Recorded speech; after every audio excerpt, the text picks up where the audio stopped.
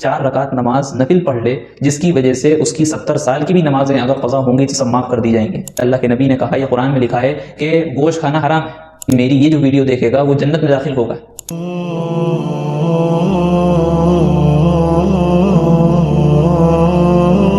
السلام علیکم ورحمۃ اللہ وبرکاتہ۔ بسم اللہ الرحمن الرحیم، نحمدہ ونصلی علی رسولہ الکریم، اما بعد۔ آج کی جو ویڈیو ہے یہ تمام مسلمانوں کے لیے بہت زیادہ اہمیت رکھتی ہے، کیونکہ رمضان کے مبارک مہینے میں کچھ مجرموں اور کچھ شیطانی حرکت کرنے والوں کی طرف سے ایک بات چلائی جا رہی ہے، جس کو صحیح سمجھ کر کے بہت سارے مسلمان گناہ میں مبتلا ہو رہے ہیں اور صحیح چیزوں کو چھوڑ رہے ہیں، غلط چیز کو اختیار کر رہے ہیں۔ لہٰذا اس پیغام کو آپ پورا سنیں اور اس کو دوسروں تک کے ضرور پہنچائیں، تاکہ آپ کی وجہ سے کوئی گناہ سے بچ جائے اور فرض پورا ادا کرنے والا ہو جائے، اللہ کی نظر میں مجرم نہ ہو، اور غلط پیغام کو آگے پھیلانے سے رکیں۔ جیسا کہ ہم سب جانتے ہیں کہ رمضان کا مبارک مہینہ چل رہا ہے اور اس کا آخری جمعہ جو الوداعی جمعہ کے نام سے بھی جانا جاتا ہے وہ آنے والا ہے۔ لہٰذا اس جمعے کے آنے سے پہلے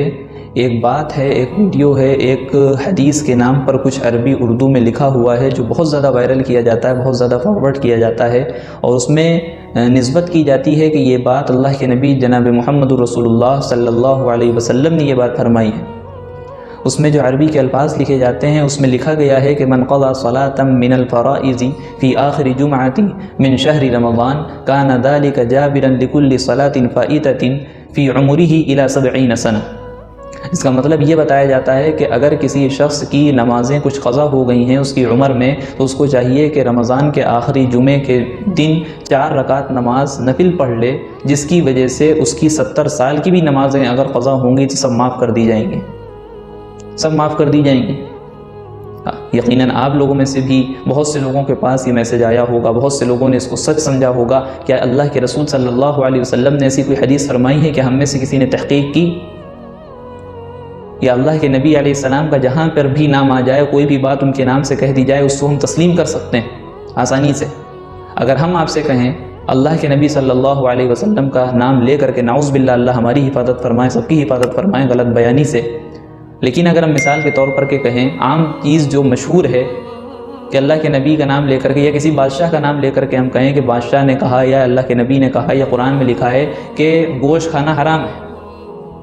اگر ہم نبی یا بادشاہ یا کسی بڑے آدمی کا نام لے کر کے کہیں کہ میری یہ جو ویڈیو دیکھے گا وہ جنت میں داخل ہوگا، کیا ہم اس کو آسانی سے مان لیں گے؟ اس کی تحقیق نہیں کریں گے کہ قرآن میں کیا لکھا ہے، حدیث میں کیا لکھا ہے، اصلی بات کیا ہے؟ یا نبی کا نام سنتے ہی سب کچھ سمجھ لیا جائے گا؟ جب بھی کوئی حدیث ہمارے سامنے آتی ہے، ہم کو چاہیے، ہمارے اوپر ذمہ داری بنتی ہے کہ ہم سب سے پہلے کسی اچھے عالم سے پوچھیں، ان سے رابطہ قائم کریں کہ کیا یہ حدیث واقعی حدیث ہے۔ نہ جانے کتنے ہزاروں لاکھوں کی تعداد میں سوشل میڈیا پر حدیثیں وہ وائرل ہیں اور وہ گردش کر رہی ہیں جس کا حدیث سے کوئی تعلق نہیں ہے۔ جہاں تک اس حدیث کا تعلق ہے جس کو حدیث بتایا جاتا ہے، ایسی کوئی حدیث نہیں ہے،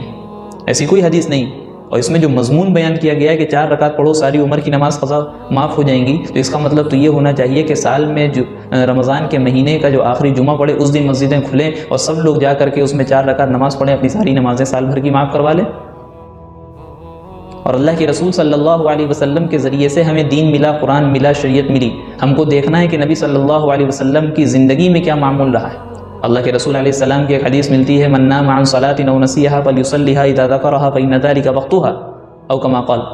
فرمایا اگر کوئی نماز کے وقت کسی کی آنکھ لگ جائے، نماز کے وقت کسی کی آنکھ لگ جائے اور وہ سو جائے، یا نماز کے وقت کسی کام میں مشغول ہو اور بھول جائے، تو جب اس کو یاد آئے تب وہ نماز پڑھ لے، کیونکہ وہی اس کا اصل وقت ہے جب اس کو یاد آ رہا ہے۔ اللہ کے رسول نے یہاں پہ نہیں فرمایا کہ وہ جمعے کا انتظار کرے رمضان کے آخری عشرے میں، وہاں جا کر کے جب آخری جمعے مل جائے تو 4 رکعت نماز پڑھ کے اپنی نمازیں معاف کروا لے۔ اللہ کے رسول صلی اللہ علیہ وسلم کی بھی نمازیں قضا ہوئیں، بلکہ یہ کہا جائے کہ اللہ تعالیٰ نے اپنے نبی جناب محمد رسول اللہ صلی اللہ علیہ وسلم کی نمازیں قضا کروائیں تاکہ ہم امتیوں کو پتہ چل سکے کہ نماز جب قضا ہوگی تو قضا پڑھنی پڑیں گی۔ 4 رکعت والا کوئی آفر نہیں ہے، 4 رکعت والا کوئی پیکج نہیں ہے۔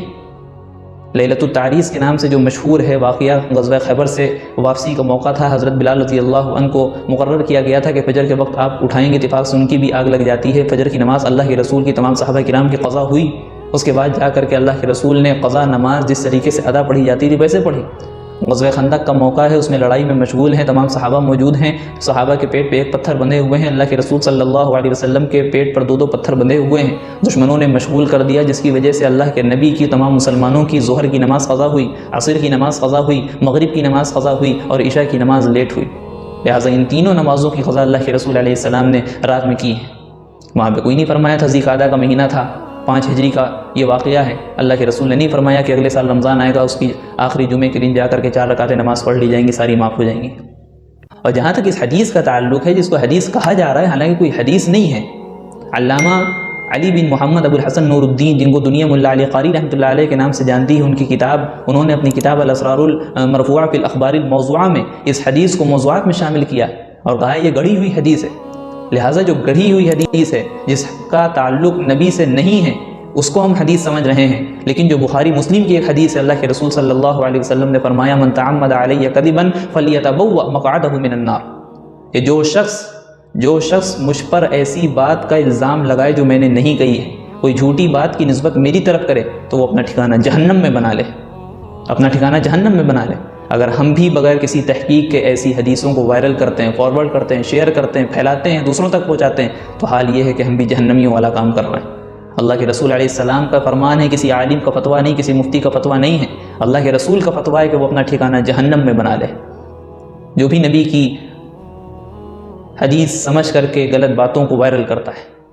تو ہم کو چاہیے کہ صحیح بات کو سمجھنے کی کوشش و فکر کریں، اور جو شریعت صحیح شریعت ہے اس کو سمجھنے کی کوشش کریں، علماء سے رابطہ قائم کریں، جب بھی کوئی حدیث یا قرآن کی آیت ہمارے سامنے ہے پہلے تحقیق کروائیں، اس کے بعد آگے پہنچائیں۔ حال یہ ہے کہ جو صحیح علماء ہیں ان کی ہم تابعداری نہیں کرتے، ان کی بات کو ہم آگے نہیں پہنچاتے جو صحیح بات ہے، اور جو غلط بات ہے شیطان کی طرف سے داخل کر دی گئی ہے، اور مجرموں کی طرف سے جو دین میں جو ہے کمی بیشی کرنا چاہتے ہیں اور دین میں جو ہے خرافات پیدا کر دینا چاہتے ہیں، تو ان کی طرف سے جو باتیں آتی ہیں ہم اس کو بہت وائرل کرنے والے ہو جاتے ہیں۔ کیا کبھی ایسا ہو سکتا ہے کہ ہم نے کسی سے لاکھوں روپیہ قرضہ لیا ہو اور وہ قرضہ دینے والا یہ کہہ سکتا ہے کہ ہم کو فلاں دن آنا، تم 4 روپے یا 40 روپے دے دینا، ہم تمہارا سارا لاکھوں کا قرضہ معاف کر دیں گے؟ دنیا کے معاملے میں تو ہم اس کو قبول نہیں کریں گے۔ اگر آپ میں سے کسی نے یا ہم میں سے کسی نے جو ہے دیا ہے کسی کو 4 لاکھ یا 40 لاکھ روپیہ قرضہ، تو مجھ سے یہ نہیں کہیں گے 4 روپے دے دینا معاف کر دیں گے۔ زندگی بھر ہم نمازیں قضا کرتے آئے ہیں، تو اس کی ساری قضا کرنی پڑیں گی، چاہے ایک نماز قضا ہوئی ہو، چاہے زندگی بھر کی نماز قضا ہوئی ہو، ساری نمازیں ہمیں پڑھنی پڑیں گی۔ اللہ تعالیٰ کل قیامت کے دن پوچھیں گے، اور سب سے پہلا جو اعمال میں سے حساب ہوگا وہ نماز کا ہوگا۔ اگر نماز صحیح ہوئی تو سارے اعمال اچھے ہیں، نماز خراب ہوئی تو سارے اعمال خراب ہیں۔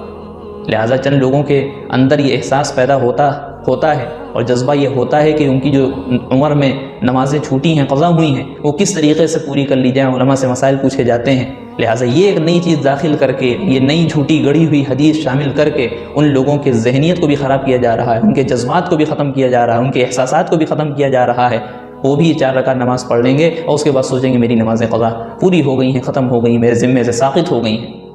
لہٰذا گویا کہ یہ ایسا ہے جیسے نماز کا مذاق اڑانے والا، شریعت کا مذاق اڑانے والا، کیونکہ شریعت تو کہہ رہی ہے ساری نماز پڑھنا ہے، لیکن ہم جھوٹی حدیث کی بنیاد پر کہہ رہے ہیں نہیں صرف 4 رکعت پڑھنی ہے۔